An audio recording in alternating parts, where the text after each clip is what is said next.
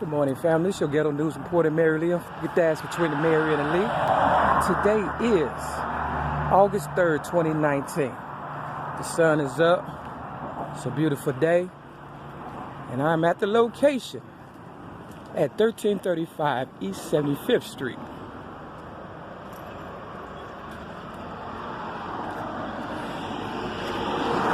I'd like to dedicate this video to all the child abuse victims, Water State, DCFS, Catholic charities, things of that nature, or nature. Let me do this real quick. It was 1973. I pulled up right here at the age of 6 years old after telling my caseworker that I was being abused at another house. You understand what I'm saying? Real abuse, to the point where, you know, by the time I came to 1335 East 75th Street, this location, 75th in Kenwood in Chicago, my hair was matted. I had lice and my underarms stunk so bad that it took months before they could make them smell good. I'm talking about Betty Jean Redmond, Leon Redmond, my foster sister, Kimberly Redmond at the time, lived here. She was about maybe 7 years old.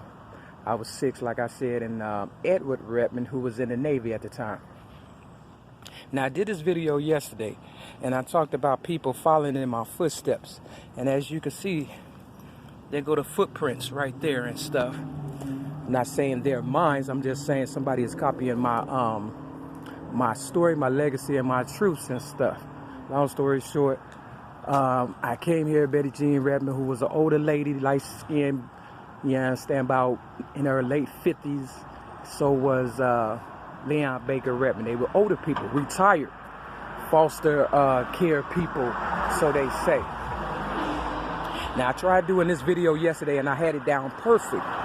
You understand what I'm saying? I was able to go to the back and show you where, you know, I stayed on the second floor or whatever, the back door, but of course the gate is locked, and I knew it would be, but that's not what I'm trying to get you to understand right now. What I'm trying to get you to understand, when I came here, Kimberly Redmond at the time, like I said, was about 7 years old, and you know, she was of African descent. She wasn't a Native American, okay, like I am, and I believe she was from down south, and I believe she's the one, truthfully, that's, you know, running my story in the ground and having me walking and go through hell. I hate to say that because I really, you know, admired her growing up and stuff, and her and our story growing up is based on the movie The Color Purple that Oprah Winfrey and Whoopi Goldberg played in. Now, back in the day, I used to, you know, take up for Kimberly Redmond and stuff, but I also remember she used to lie a lot. And every time she lied, I would get a whooping. I couldn't understand that and stuff. Now, I believe they wanted us to,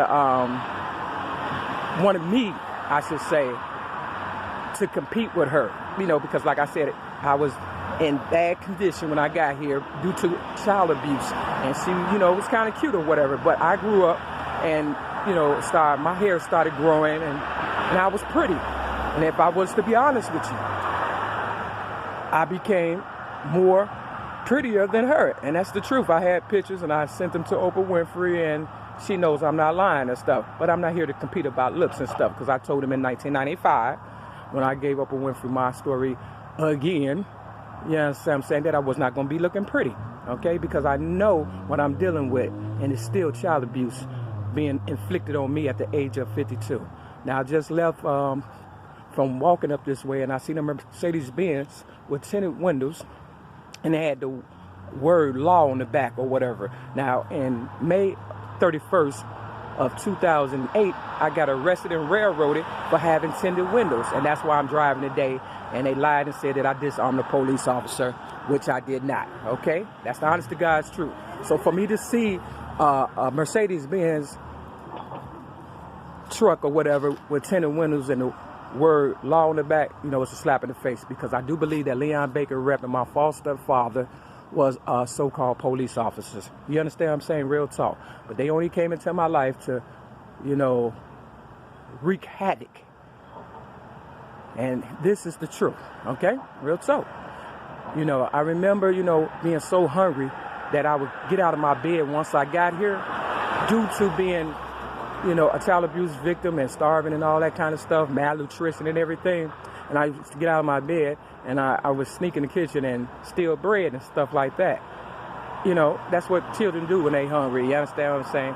Not only that, they were getting paid to have me here, okay? So it's not like I was really stealing.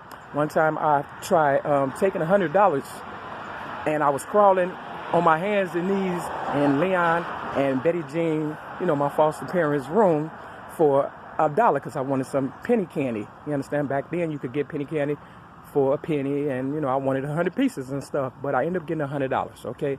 And I tried to put it back, and Betty Jean Redmond woke up when I tried to put it back. She did not wake up when I, you know, took the $100. She woke up when I tried to put it back, and she beat the shit out of me as if I was trying to keep it. I was trying to turn it in for $1. You understand what I'm saying? Real talk. And I got my ass whooped for trying to be a petty thief. You understand what I'm saying? And that's the part I can't understand. They used to have me on my hands and knees picking up lint off the floor and stuff. I used to have webs on my arms so bad by the time I went to school. James Madison, not too far from here on Dorchester, James Madison Grammar School, I would wear long sleeve shirts in the summertime like it is now, hot as hell, August. You understand what I'm saying? This is the shit that and treatment that I used to go through. Now, let's talk about the white sock that I lost at this laundromat across the street. Kim, my foster sister, and I went and washed the clothes one time, and or whoever lost a white sock, and we got an ass whoop for that. Now, when I gave my book, Rhymes, Poems, and Metaphors, plus one song to the Sun-Times newspaper that was downtown, that they have changed the name because of this railroad they got me on, back in 2007, I think I gave them my book, and they sent it back to me in my P.O. box at the time with a dirty white sock. And the only people who would know about that dirty white sock was Kimberly Redmond. You understand what I'm saying? Because she and I is the one that got our ass whipped for that. You understand what I'm saying? Real talk. Long story short, they don't want me to win. And I've won. Another time, you know, I used to cross this street right here. I believe the address is 7438. And Betty Redmond told me, don't go down there because it's trouble. Now, how she knew, I don't know. But it is a window right here that you can see everything. And so I went down there, I crossed the street. And Lenore Ford and Jerry Ford, you know, Jerry, he was a gangbanger or whatever. And not too long afterward, Jerry and four of the guys, you know, took advantage of me at the gas station down the street that is no longer set up the same way that it was back when I was a little girl. They have changed it, okay? Which means, you know, somebody is definitely on my trail. You see the Harriet Tubman? See, they trying to run that same story. You see the 67? I was born 1967, May 25th. And they want to give it to Tupac Shakur. Now, I did this yesterday, but they messed it up. You see the Shakur? It's not spelled the same, but you can see it. You can see it as clear as the nose on your face. Tupac Shakur, you know, was a rapper. And they, you know, claim he died in 1996 or whatever. But in 1995, you know, I gave my story to Oprah Winfrey, and I pretty much made reference to Tupac. And I said, they talk to you for me. You understand what I'm saying? Because he was getting out of control with his raps and stuff and beefing with Biggie and all that. Rappers, you know what I'm talking about. Now, they say this is a safe passage, okay? First of all, we do not talk like this on the Underground Railroad. The only reason why I'm doing this is because my life is on the line and people have been trying to kill me since birth because I am somebody. This building is, as you can see, maroon at top. I am a maroon person, not a red-blooded American. Okay, it's a difference, okay? Real talk. It's a difference. And because I am somebody, due to the fact I didn't know the difference between an apple and orange when I first got here because of child abuse. But by the time I turned 8 here, I was in this living room For real. That used to be the living room. My real Mary McNamara know I wrote about this place, and the details were so correct that you would have thought, you understand what I'm saying, I built this building myself. For real. That's how, you know, on point I was with describing the inside of where I stayed at. But I used to write rhymes and stuff because Betty Jean Reppin was like, you know, go get them records over there. And I would listen to the oldies, like, you know, the staple singers, because Betty Jean Reppin, you know, she knew the staple singers or whatever and stuff. And I used to write rhymes, and this is the place where I started to write rhymes, which means I am the architect of rap. You understand what I'm saying? And because I'm worth so much, they do not want to give me my props. So they trying to, you know, treat me the same way, you know, that I was treated as a little girl. This is still child abuse. One day, Betty Jean Reppin, because she knew I was going to be somebody, call it jealousy and envy. I don't care what you call it. You understand what I'm saying? She told me if somebody bother you, pick up the first thing you see and hit him in the head. And I was at James Madison Grammar School. And this guy was bothering me. He hit me in the face with a snowball. And I looked down on the ground, and it was a bat. And I picked it up, and I bust him in the head. For real, because that's what she told me. But how did she know?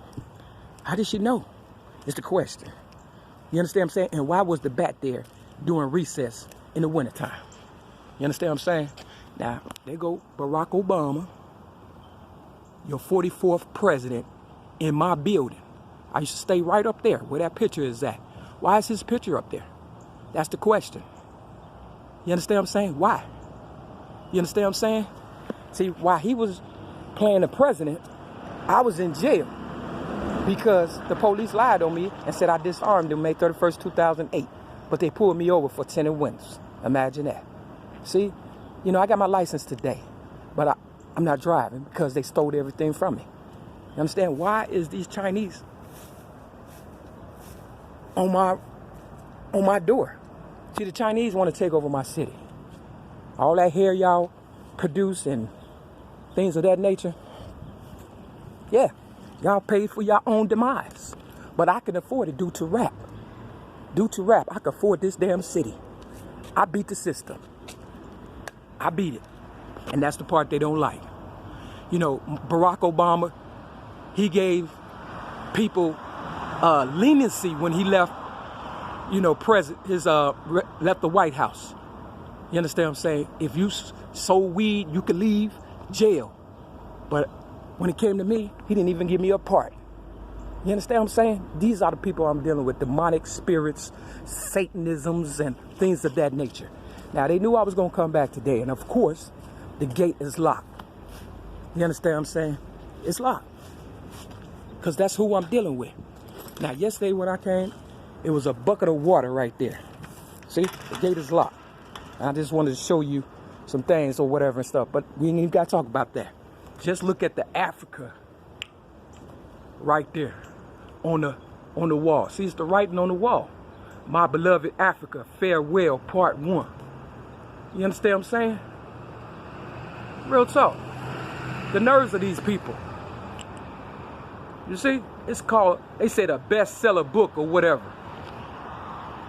But my book, Rhymes, Poems, and Metaphors plus one song, I don't even have a copy of it myself because they trying to discredit me, the truth, and run with Kim. Kim, I don't know.